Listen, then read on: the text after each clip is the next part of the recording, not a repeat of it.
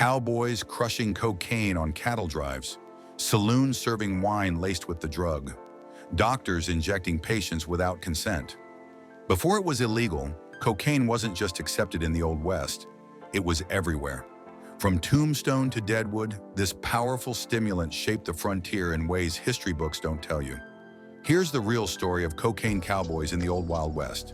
From Andes to America, the ancient origins.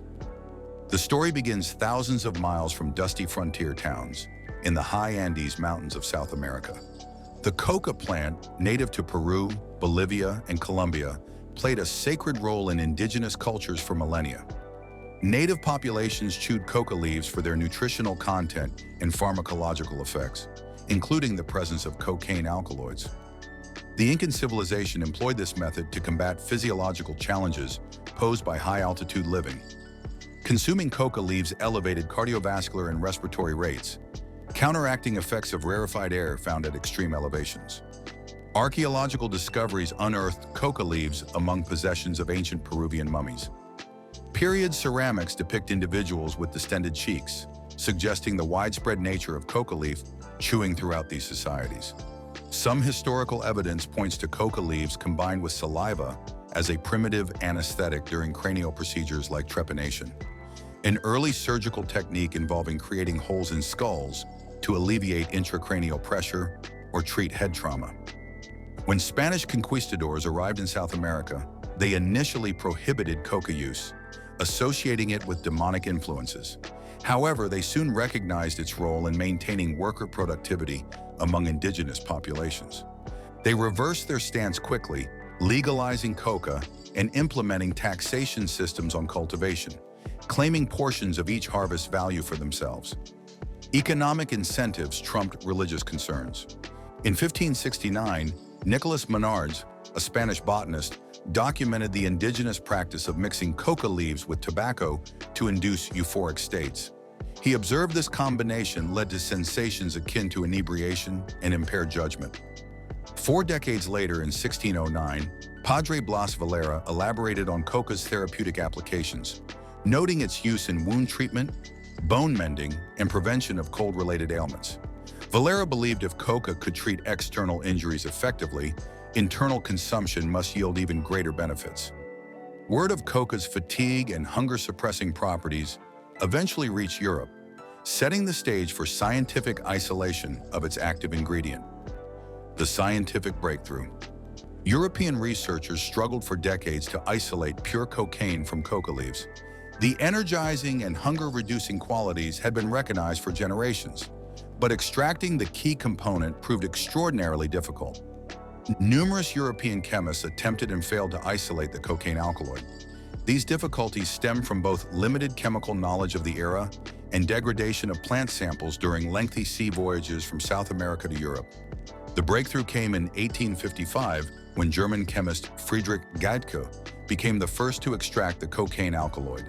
He dubbed it erythroxyline and published findings in a prominent German scientific journal. The following year, Friedrich Wöhler arranged for Dr. Karl Scherzer, a scientist aboard the Austrian vessel Novara, to procure substantial quantities of coca leaves from South America. 3 years later, upon completion of the ship's global expedition, Wöhler received a chest filled with coca leaves. He passed these specimens to Albert Niemann, a doctoral candidate at the University of Göttingen. Niemann refined the extraction process, enhancing the ease of isolating and purifying the cocaine alkaloid. This refined crystalline form proved significantly more potent, potentially hundreds of times stronger than traditional leaf chewing practiced by indigenous populations for centuries. This breakthrough sparked considerable interest in Western medicine regarding cocaine's potential applications. By 1879, another chemist from the University of Würzburg conducted experiments showcasing the substance's analgesic effects. In one trial, he submerged a frog's limbs in 2 separate containers, one containing cocaine solution and the other filled with ordinary salt water. Upon stimulating both legs, he observed marked difference in reaction of the cocaine-treated limb, confirming its anesthetic properties. The drug captured attention of Karl Koller, an associate of Sigmund Freud, who later wrote extensively about cocaine. In 1884, Collar performed a notable self-experiment to evaluate cocaine's potential in ocular surgery. He applied cocaine solution to his own eye and proceeded to probe it with needles, discovering the drug effectively desensitized the area. These medical discoveries would soon transform cocaine from laboratory curiosity into a commercial phenomenon sweeping across America. Cocaine conquers the frontier. By the 1880s, cocaine flooded the American frontier through multiple channels, becoming as common as whiskey in saloons. In the late 19th century, cocaine found initial foothold among laborers on the American frontier, where it was utilized as a stimulant.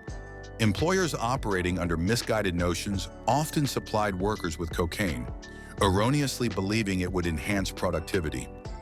This practice was particularly prevalent among African American workers who were wrongly thought to derive greater benefits from the drug.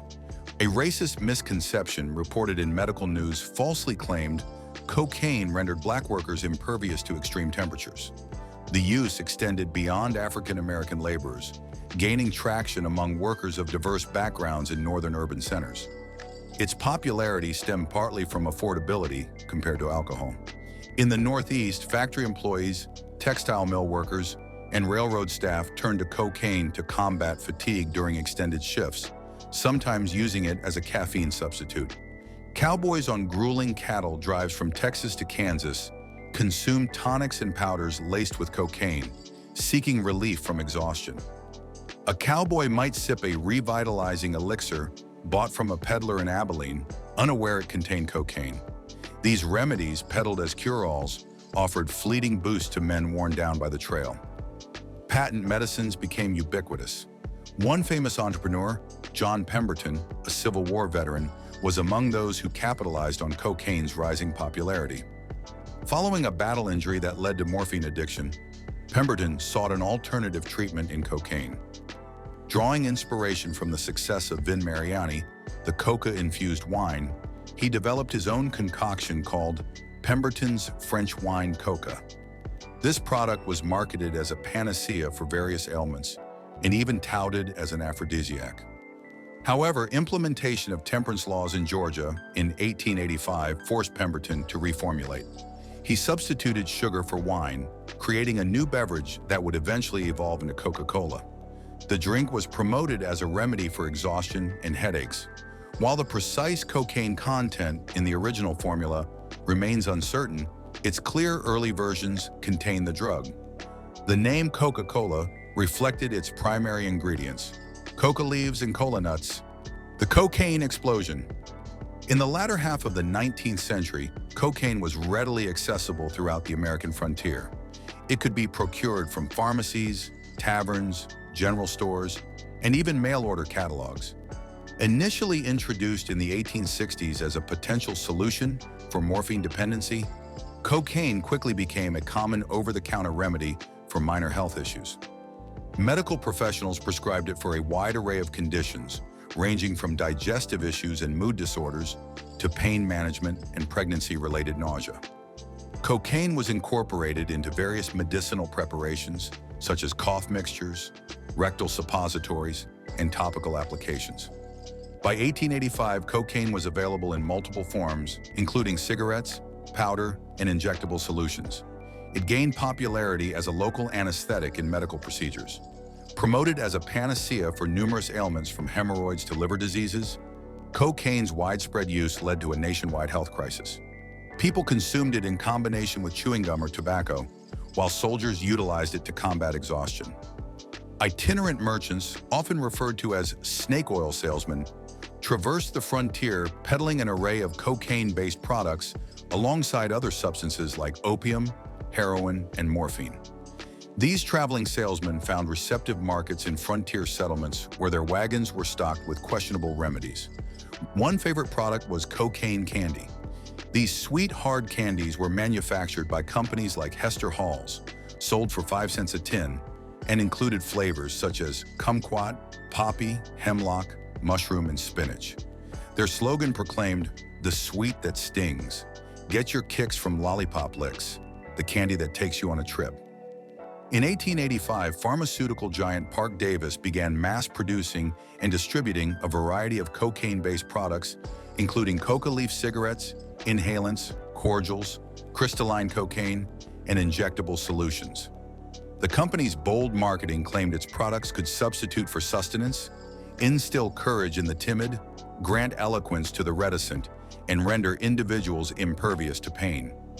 Cocaine's influence permeated popular culture.